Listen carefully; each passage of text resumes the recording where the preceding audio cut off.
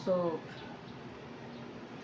good morning ma'am. So, ngayon po ay i-discuss ko po lahat ng mga napag-aralan natin for the final coverage po. So, we have discussed po about the characteristics ng bullet po at saka paano po ito ginawa.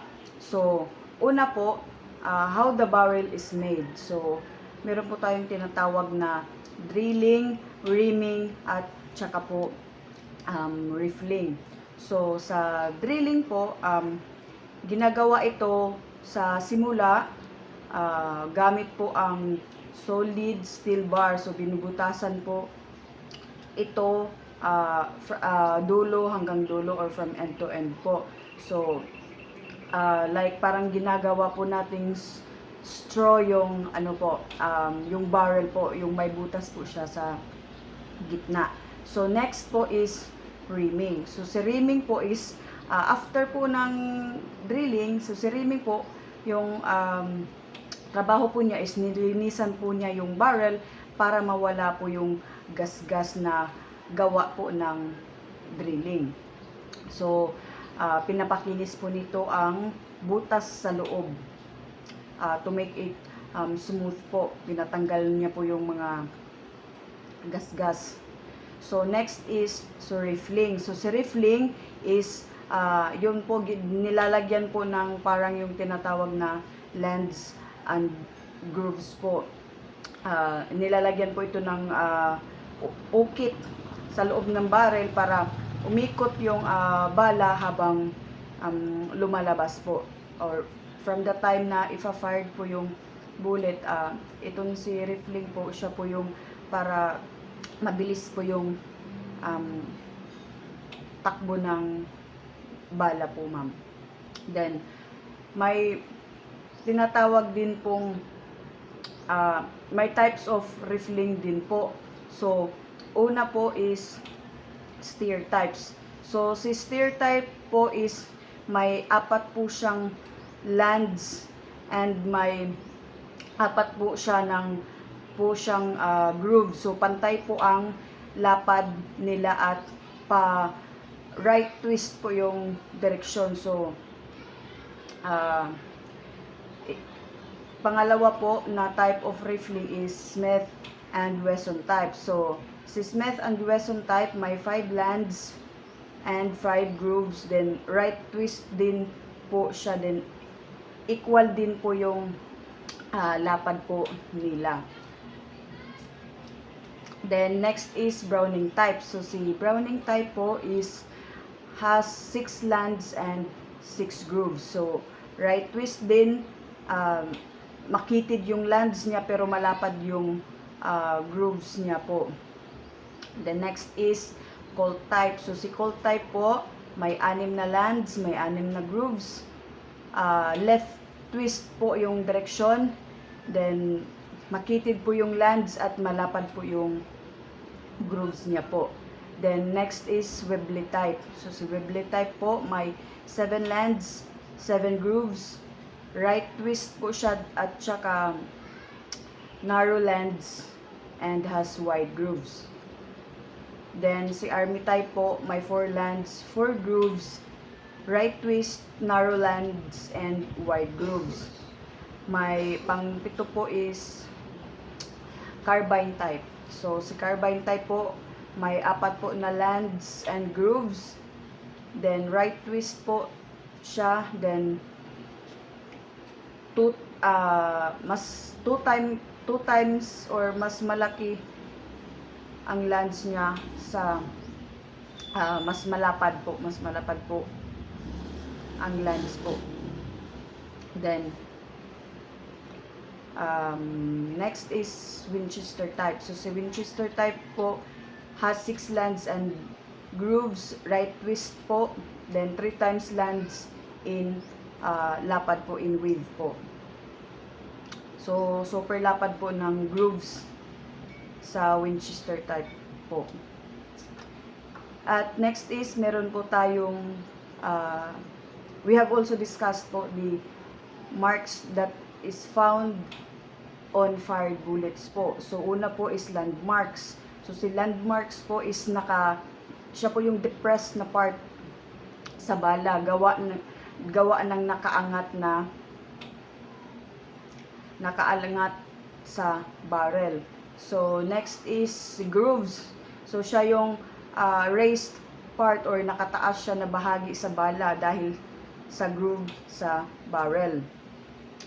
And next is we have marks to be found in fired bullet is si skid marks. So skid marks is siya yung mark na pwede na kapag puwersahang pinasok yung bala sa spiral groove. So ang si skid mark po yung parang before po siya mapunta dun sa yung parang paikot na sa spiral na ng barrel, siya po yung parang straight po muna bago siya pumasok sa tamang ikot po. Then si slippage marks, kapag worn out o madulas ang barrel, dumudulas po yung bala. Si slippage mark is siya po yung guhit na parang hindi po pantay or may skip po.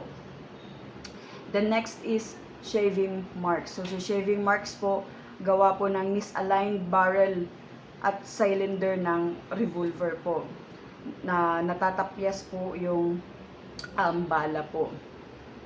So parang nagalusan or matulis ang gilid ng bala. So we have also discussed the fouling, corrosion, and erosion. So si fouling, siya po yung parang nagbabara sa loob ng barrel dahil sa mga natirang residue after siyang mapaputok.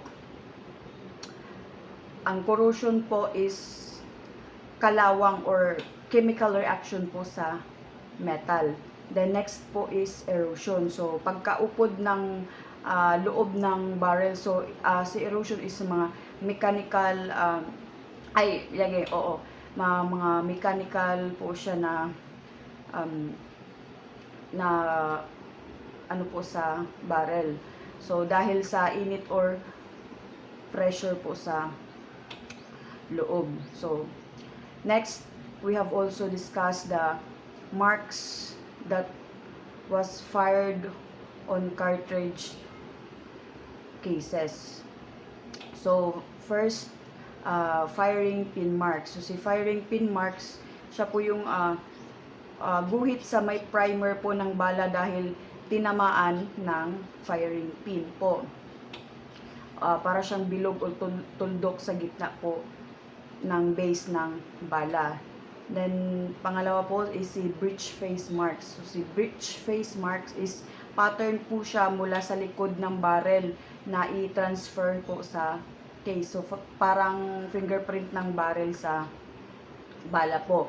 The next is si chamber marks. So si chamber marks po is siya po yung gasgas sa case habang pinapasok or pumuputok or palabas po yung cartridge case. So parang sugat siya sa gilid ng casing or parang scratch sa gilid ng casing. The next is pang-apat po si extractor marks. So si extractor marks po is guhit sa gilid ng rim po gawa ng extractor habang nilalabas po ang case po. The next is si ejector marks. So si ejector marks po gawa po ng ejector na tumama sa base ng case para to eject the case po or mapalabas po siya. Then sixth is shearing mark. So si shearing mark po is maliit po siya na mark malapit sa firing pin mark. Parang second hit po siya. Parang may dalawang tuldok kumbaga na magkalapit. The next is si magazine lip mark. So ito po ay mark po siya mula sa gilid ng magazine habang niloload po yung bala or gasgas po siya sa gilid ng bala. Usually po sa rim po yan makikita. So we have also discussed the 3 points of basic positive identification po. Una po is dapat po prominent po. So meaning dapat po obvious o madaling makita ang marka. So, example po, yes, parang may malaking mark na marka or halata kaagad po. Then, pangalawa po is dapat po consistent. So, dapat pare-pareho dapat ang mga marka sa lahat ng test fire. So, guhit ito na paulit-ulit mo talagang makikita sa bawat bala. Then, next is significant. So, dapat sapat na ebidensya po talaga para ma-identify ng examiner. So, parang perma yung mga signature po natin dapat sapat para masabing ito nga talaga yun. And that's all, ma'am. Thank you.